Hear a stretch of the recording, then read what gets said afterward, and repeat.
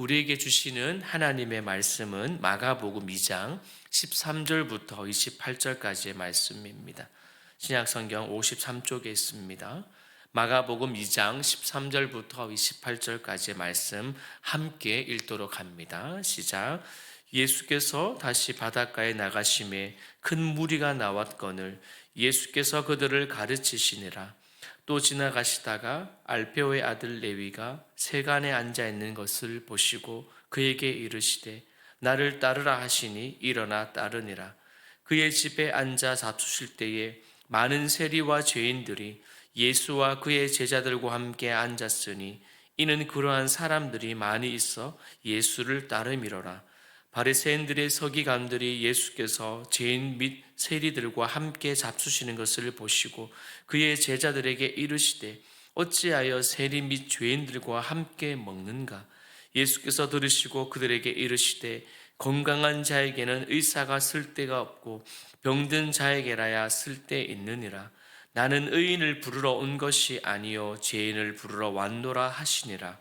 요한의 제자들과 바리새인들이 금식하고 있는지라. 사람들이 예수께 와서 말하되 요한의 제자들과 바리새인들의 제자들은 금식하는데 어찌하여 당신의 제자들은 금식하지 아니하냐이까. 예수께서 그들에게 이르시되 혼인집 손님들이 신랑과 함께 있을 때에 금식할 수 있느냐? 신랑과 함께 있을 동안에는 금식할 수 없느니라. 그러나 신랑을 빼앗길 날이 이르니니 그날에는 금식할 것이니라. 생배 조각을 낡은 옷에 붙이는 자가 없나니 만일 그렇게 하면 기운 새 것이 낡은 그것을 당기어 헤어짐이 더하게 되느니라. 새 포도주를 낡은 가죽 부대에 넣는 자가 없나니 만일 그렇게 하면 새 포도주가 부대를 터뜨려 포도주와 부대를 버리게 되니라. 오직 새 포도주는 새 부대에 넣으리라 하시니라.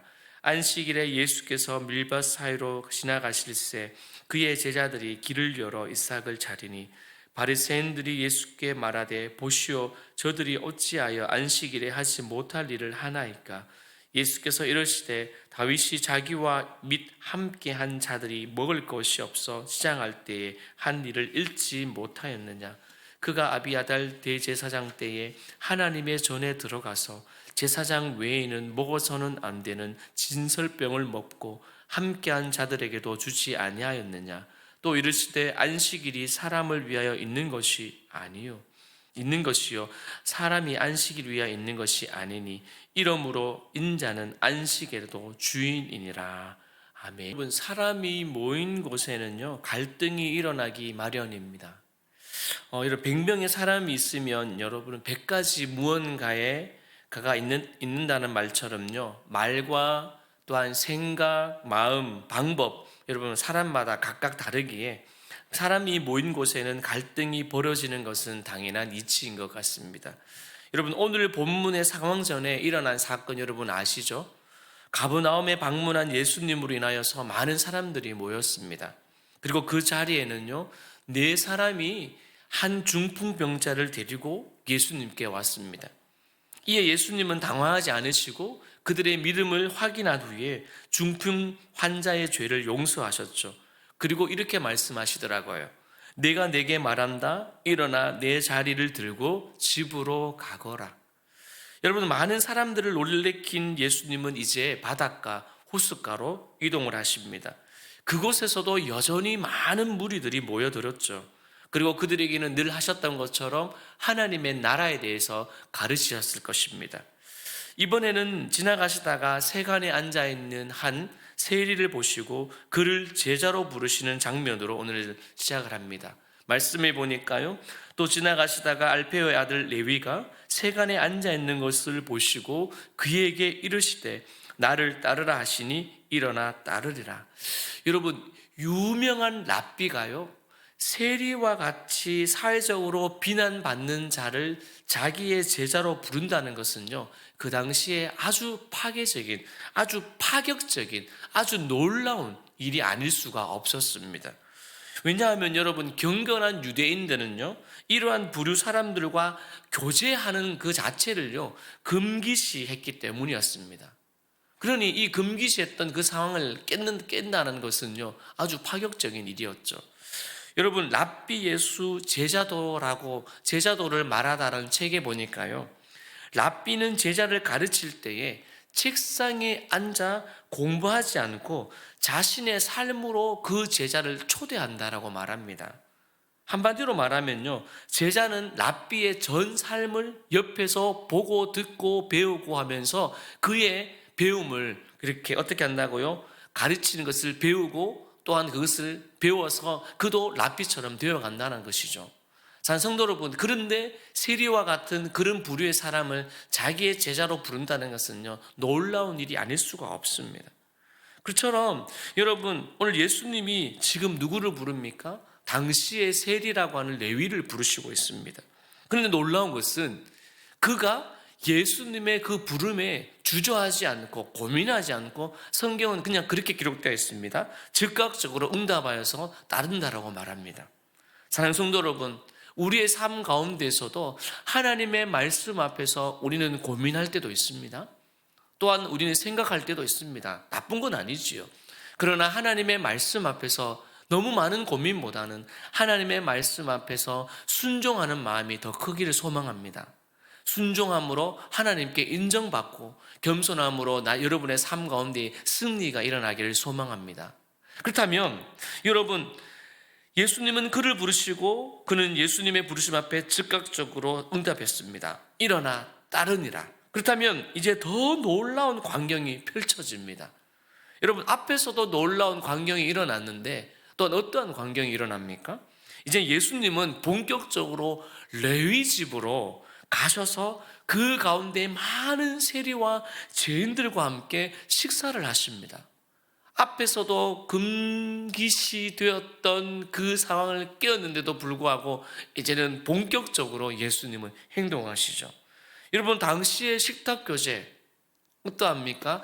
친밀함과 종교적인 그 교제가 일어나는 그 의미를 가지고 있는 그 식탁교제에 지금 예수님은 세리와 죄인들과 함께 식사를 한다는 것은요, 이제는 파격적인 사건이 아니라 충격적인 사건이었습니다. 여러분, 어제 제가 뉴스를 보다가 미국 한 큰 대형교회에서 총기 난사 사건이 일어났습니다. 한 30대 여성이 총을 들고 간 거죠. 그리고 그로 인해서 10발에서 15발을 발사했습니다. 그러나 생각보다 감사하게 많은 인원이 다치질 않았더라고요. 여러분, 참 미국이라는 사회가 어떻습니까? 충격을 주는 총기 난사 사건들이 얼마나 많습니까? 오늘 그 정도는 아니지만 오늘 예수님의 이 사건은요, 많은 사람들의 머리를 한 방 탁 때리는 것 같은 그런 놀라운 사건이었습니다. 그러니 이 모습을 보고 있는 바리새인들이 가만히 있겠습니까? 예수님의 제자들에게 따집니다.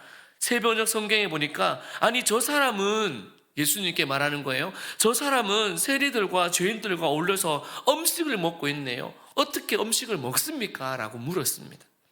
이 말을 예수님은 들으셨겠죠. 바리새인들이 작은 소리를 했을까요? 격분하면서 얘기하지 않았겠습니까?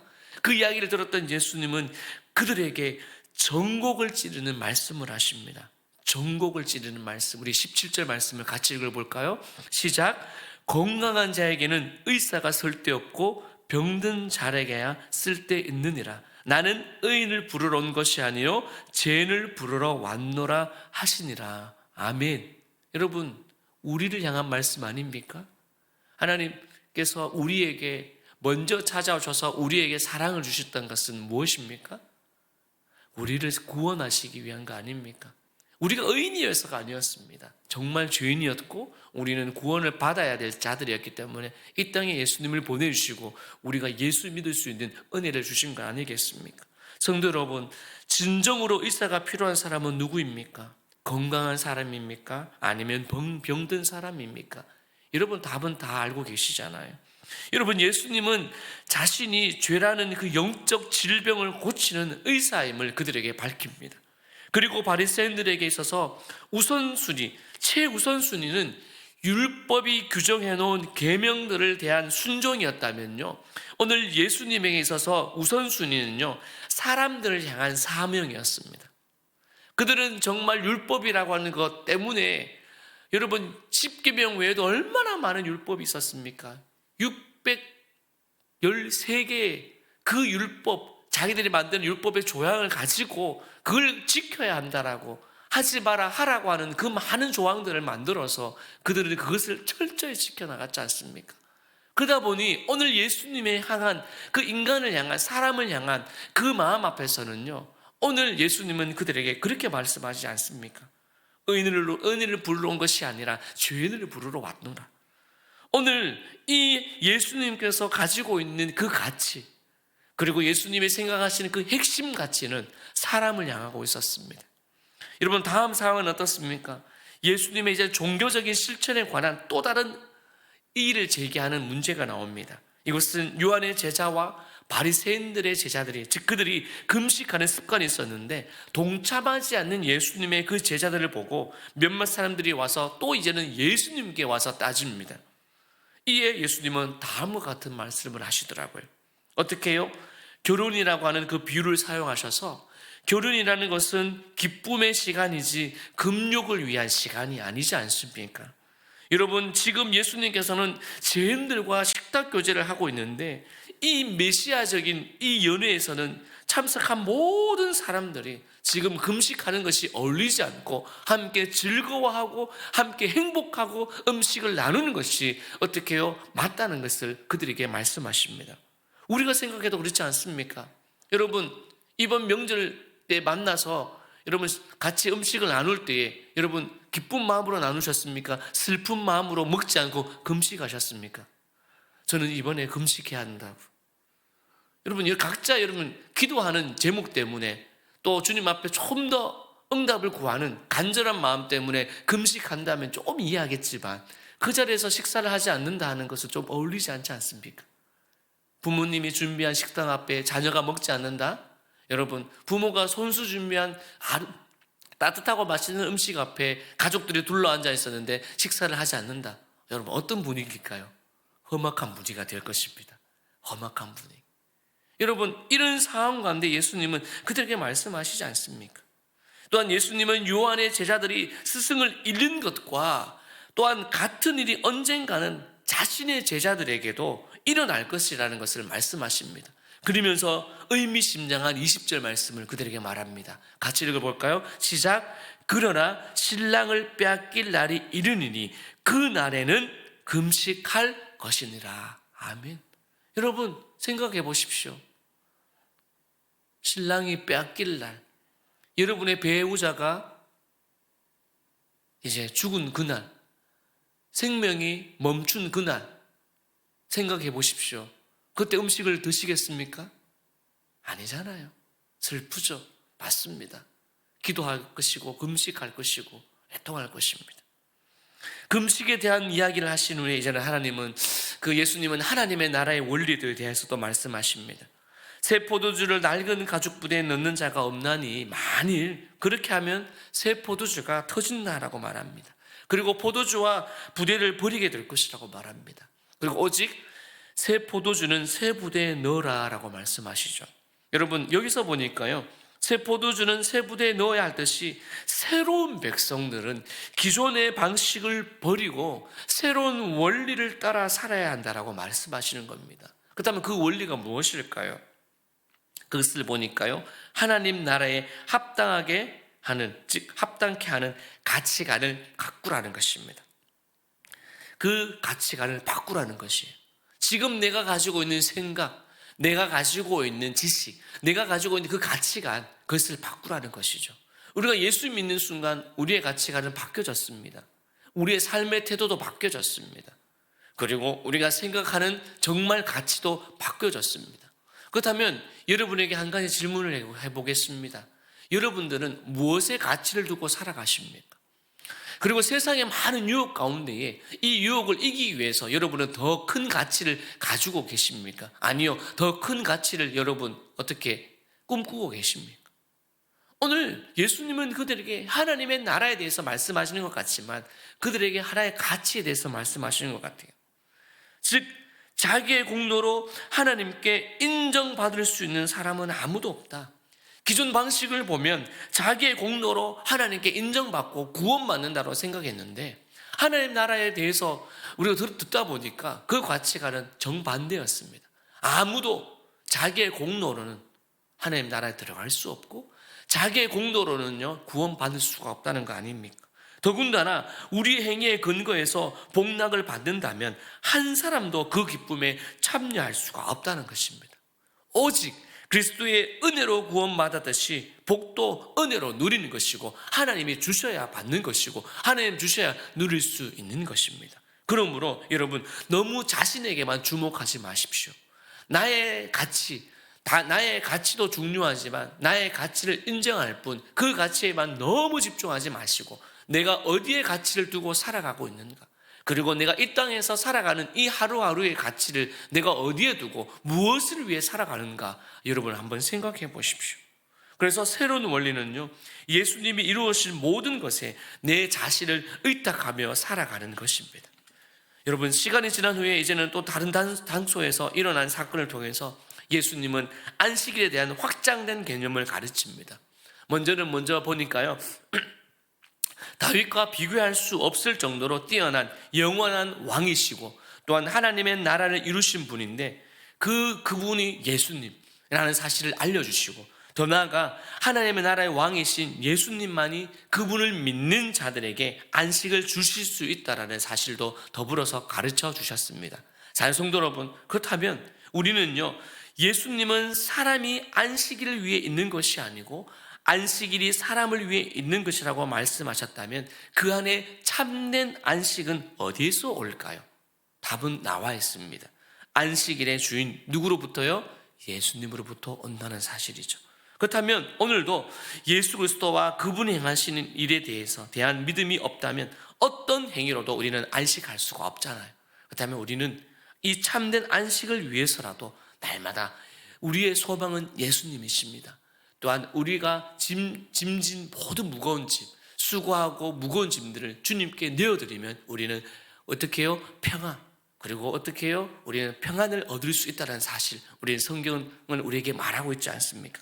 오늘 이 말씀처럼 오늘 예수님은 우리를 위해 안식을 회복하신 분일 뿐만 아니라 안식이라는 것은 하나님의 창조적인 완전한 창조를 기념하는 날, 그리고 하나님의 구원을 감사하며 보내는 날이라는 것을 여러분 잊지 마시고 오늘도 우리에게 주신 이 하루 수고하고 무거운 짐진 자들아 다 내게로 오라 하셨던 그 부드러운 음성을 듣고 오늘도 모든 것을 주님께 맡기며 이 하루 주님 안에서 승리하는 귀한 한 날이 되어지기를 주님의 이름으로 축원드립니다.